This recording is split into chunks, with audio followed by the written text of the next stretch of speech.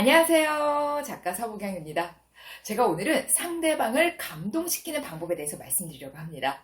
제가 근래에 거래처 담당자로부터 정말 감동적인 메시지를 받았어요. 어떤 상황이었냐면 제가 도움을 받은 상황이었고요. 그 도움을 주신 것에 대해서 너무나 감사하다라고 인사를 보냈어요. 그랬더니 그 담당자가 이사님께서 잘 되시는 것이 저희의 기쁨이고 행복입니다 라고 보내면서 마지막에 신청하시느라 정말 수고 많으셨습니다 라고 인사를 덧붙였단 말이에요. 제가 이 메시지를 보고 정말 깜짝 놀랐습니다. 제가 아무래도 CS 강의도 많이 했고 또 비즈니스 매너를 굉장히 중요시 여겨서 저 또한 멘트를 좀 많이 다듬어서 보내는 편인데, 그런데 이 담당자의 메시지를 딱 보는 순간 나는 아무것도 아니었구나. 나는 그동안 굉장히 정형화된 멘트만 사용을 했었구나라는 생각이 들더라고요. 보통 우리가 알고 있는 카드사라던가 대기업에서 이런 트레이닝을 많이 받다 보면 정형화된 멘트가 입에 배게 돼요. 왜냐하면 CS 매뉴얼이 정말 잘 되어 있기 때문에 그 틀 안에서 이렇게 움직이게 되거든요. 그런데 저한테 말씀하신 분 같은 경우는 이런 CS 교육을 막 받아서가 아니라, 그러니까 정형화된 틀에 박힌 멘트가 아니라 정말 정성껏 보냈다는 생각이 들더라고요. 매뉴얼에 있는 멘트들, 정형화된 멘트들은 누구나 할 수 있어요. 그런데 내가 여기서 마음을 조금 더 쓰고 정성을 더 쓰면 상대방이 느끼는 게 달라진다는 거죠. 저는 이 메시지를 보자마자 단번에 알 수 있었습니다. 이 담당자는 대충 쓴 게 아니구나. 그냥 제가 감사하다고 했을 때 별 말씀을요, 다음에도 언제든 문의 주세요. 이 정도가 이제 일반적인 대화의 틀이라는 거죠. 그냥 대충 답변을 할 수도 있었는데 마음을 담았구나, 정성을 쏟았구나, 신경을 더 썼구나. 이걸 바로 알 수 있었다는 거죠. 같은 말이라도 아다르고 어다른 건데 우리가 좀 바쁘고 일 처리할 게 많잖아요, 실무자들은. 그러다 보면 사실 이렇게까지 섬세하게 정성껏 메시지를 보내는 게 쉽지 않거든요. 아시잖아요. 막 정신없이 막 일 처리하는 실무자들 입장에서는 이게 다 사실 사치고 번거로운 일이거든요. 그럼에도 불구하고 이분은 그 번거로움을 지금 해내고 있는 거잖아요. 그래서 제가 그날 그분한테는 너무 감동적인 멘트예요 라고 말씀은 안 드리고 그 회사 대표님과 직접 통화를 하면서 극찬을 정말 아끼지 않았습니다. 저는 CS 쪽에 굉장히 예민하고 또 이런 사람들의 멘트 하나, 태도 하나들을 좀 분석적으로 보는 편이에요. 근데 이 친구의 이 멘트를 보고 정말 마음이 이렇게 딱 뭉클해지면서 감동을 받았다, 이런 말씀을 막 드렸거든요. 사실 이 회사 대표님은 이 정도까지 친절하지 않아요.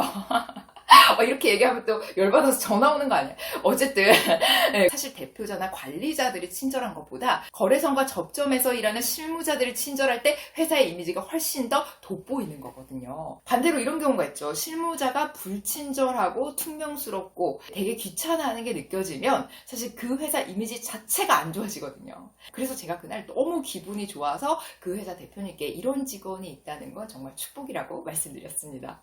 그러니까 여러분, 말 한마디로 천냥빚을 갚는다는 말이 정말 딱 맞는 것 같아요.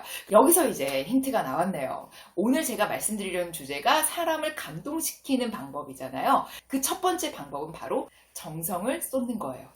사실 그냥 가볍게 넘어간다고 해서 업무에 지장이 있는 것도 아니고 소통이 안 되는 것도 아니에요. 그런데 내가 조금 더 정성을 쏟고 조금 더 마음을 담으면 상대방이 그 마음을 고스란히 느낄 수 있다는 겁니다. 그리고 상대방을 감동시키는 두 번째 방법은요, 예상치 못한 찰나를 노리는 거예요. 예를 들면 생일날 선물을 받으면 너무 고마우면서도 또 한편으로는 이날 내가 어차피 받는 날이었다라는 생각을 가지고 있어요. 그래서 너무 감사하지만 그 감동의 크기는 좀 약할 수 있거든요. 그러니까 상대방이 전혀 예상하지 못했던 멘트, 전혀 예상하지 못했던 선물, 전혀 예상하지 못했던 시기에 뭔가를 짠! 이렇게 서프라이즈를 해주는 거죠. 꼭 거창한 게 아니더라도 내가 이렇게 마음을 쓰고 있다라는 정도만 표현이 돼도요, 상대방이 굉장히 감동을 받게 됩니다. 그리고 마지막으로 상대방을 감동시키는 세 번째 방법은요, 정말 사소한 것들을 캐치하는 거예요. 상대방이랑 커피숍을 한두 번만 같이 가면 매번 시키는 메뉴가 정해져 있잖아요. 그러면 그 부분을 캐치해서 오늘도 아이스 아메리카노 드시겠어요? 오늘도 카페라떼 드시겠어요? 라고 먼저 내가 센스 있게 물어봐 줄 수 있는 거죠. 그렇게 되면 상대방이 평소에 나를 주시하고 있었구나, 나에게 관심을 가지고 있었구나 라는 생각을 갖게 된다는 거죠. 그러니까 아주 사소한 건데 상대방이 자켓을 하나 샀어요. 자켓 사셨네요. 너무 잘 어울려요. 자, 정말 사소한 변화죠. 근데 이런 사소한 변화를 내가 표현을 해줌으로써 상대방이 나에게 관심을 가지고 있구나 라는 생각을 갖게 됩니다. 이런 사소한 변화를 캐치하는 것도 중요하지만 더 중요한 것은 이 캐치한 것을 표현해 주는 거예요. 동료 중에 발표를 너무 잘하는 친구가 있어요. 그럴 때 그냥 잘했네, 수고했어가 아니라 전보다 어떤 부분이 더 나아졌는지 조금 더 상세하게 피드백해 줄 수 있는 거죠. 그러니까 작은 것들인데 그걸 캐치하고 내가 표현을 해주는 거예요.